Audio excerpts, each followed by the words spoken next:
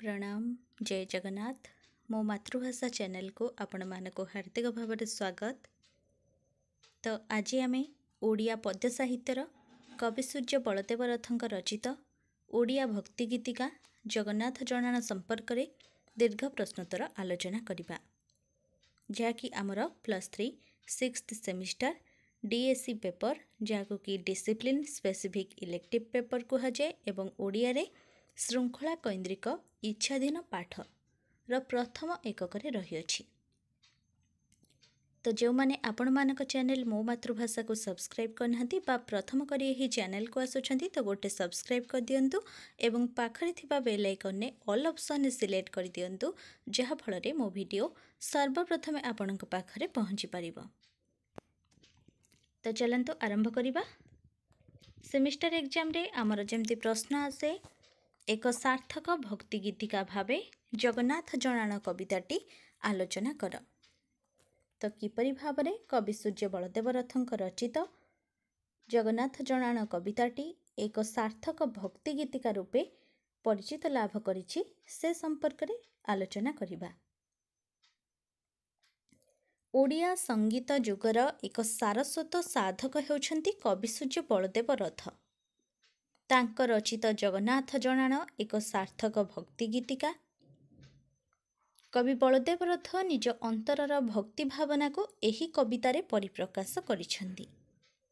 जुगे जुगे भक्तर भगवान श्री जगन्नाथ हेउछन्ति दयार सागर, पतित पावन और भक्त वत्सल।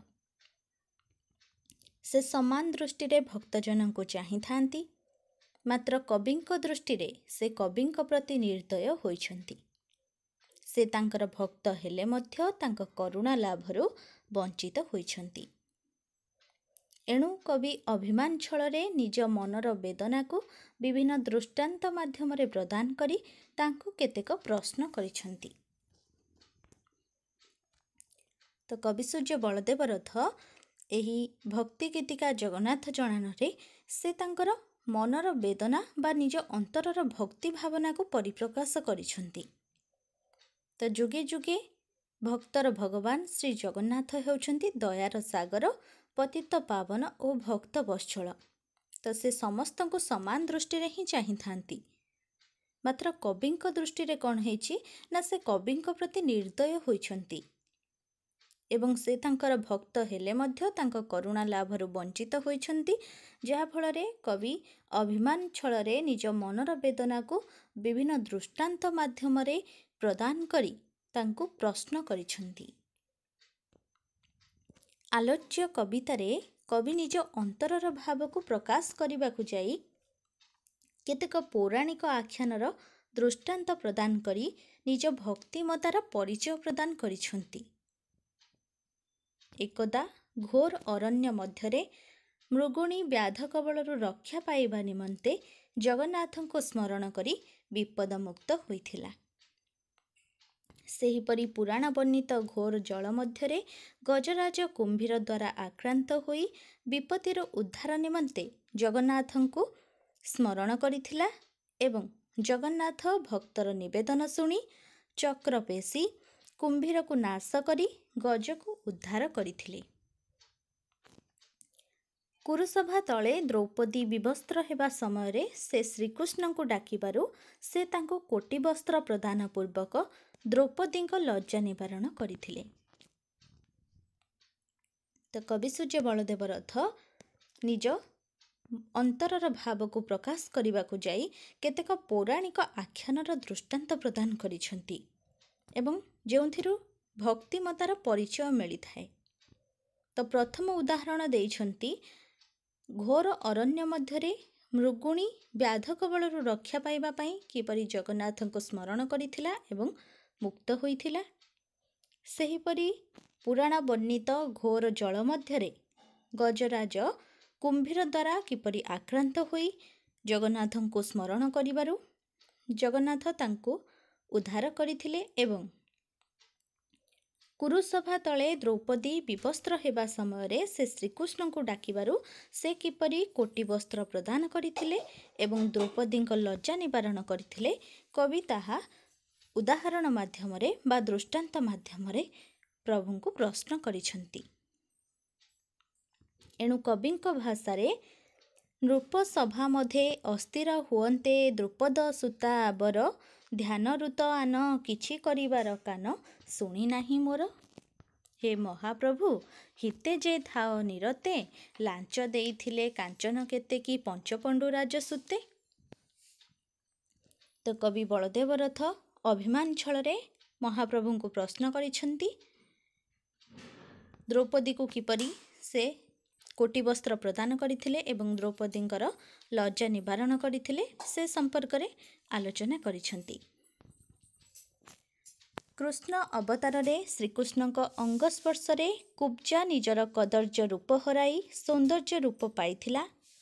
ଅନ୍ଧକୁ ନେତ୍ର ଦାନ ଦେବା, ରଜକକୁ ମୋକ୍ଷ ପ୍ରାପ୍ତି ଓ ଜାମଳଜୂର୍ଣ୍ଣ ରୂପୀ କୁବେର ପୁତ୍ର ଦ୍ୱୟଙ୍କୁ ମୁକ୍ତି ପ୍ରଦାନ କରିଥିଲେ।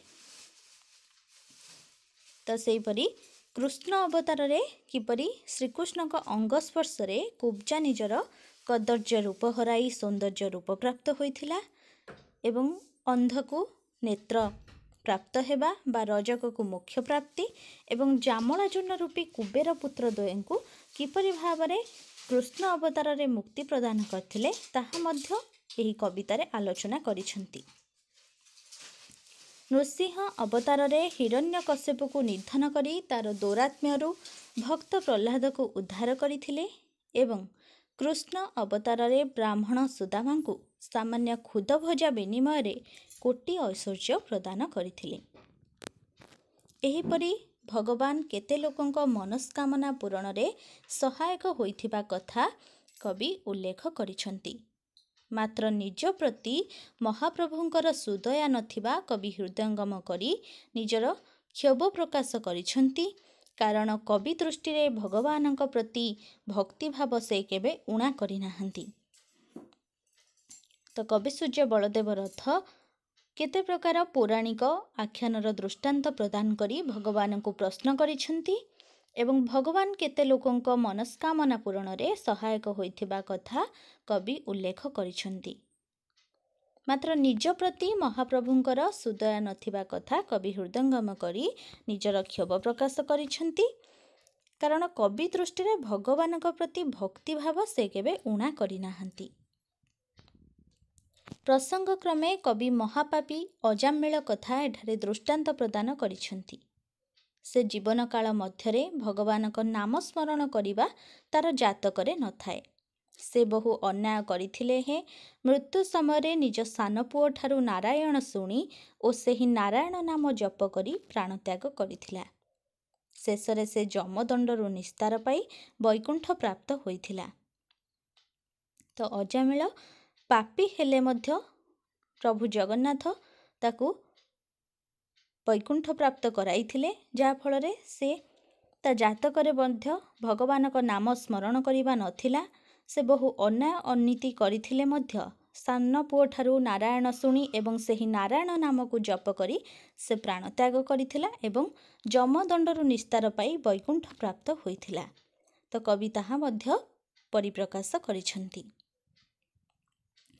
ଗୀତି କବିତାର ଶେଷ ଆବେଦନ ହେଉଛି ସ୍ୱତଃସ୍ଫୂର୍ତ୍ତତା, ଯାହାକି କବି ହୃଦୟକୁ ଉତ୍ସାହିତ କରିଥାଏ। ଫଳରେ ତାହା ଶ୍ରୋତା ଓ ପାଠକ ହୃଦୟକୁ ସ୍ପର୍ଶ କରିଥାଏ। ଏହା ବିଶେଷତଃ ଭକ୍ତିମୂଳକ ଗୀତି କବିତା ପ୍ରତି ବିଶେଷ ପ୍ରଯୁଜ୍ୟ ହୋଇଥାଏ।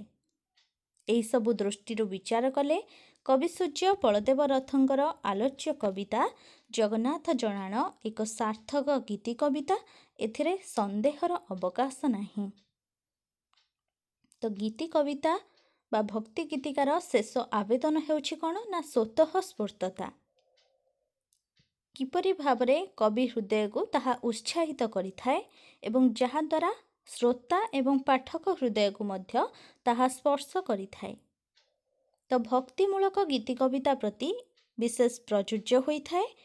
ତ ଏହିସବୁ ଦୃଷ୍ଟିରୁ ବିଚାର କଲେ କବିସୂର୍ଯ୍ୟ ବଳଦେବ ରଥଙ୍କର ଆଲୋଚ୍ୟ କବିତା ଭକ୍ତି ଗୀତିକା ଜଗନ୍ନାଥ ଜଣାଣ ଏକ ସାର୍ଥକ ଗୀତି କବିତା। ଏଥିରେ ସନ୍ଦେହର ଅବକାଶ ନାହିଁ।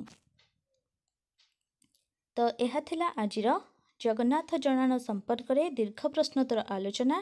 आशा करुछि या आपणମାନଙ୍କ ପାଇଁ बहुत उपादेय हेबो। तो वीडियो भल लगी लाइक करने को आदौ भूलें एवं सांग मानक शेयर करदे जहाँफल से माने उपकृत हो पारे। तो परवर्ती समय आम आकाश प्रतिर दीर्घ प्रश्नोत्तर आलोचना करवा। तो रहुछि समस्ते भलरे रुहंतु, खुशरे रुहंतु। धन्यवाद।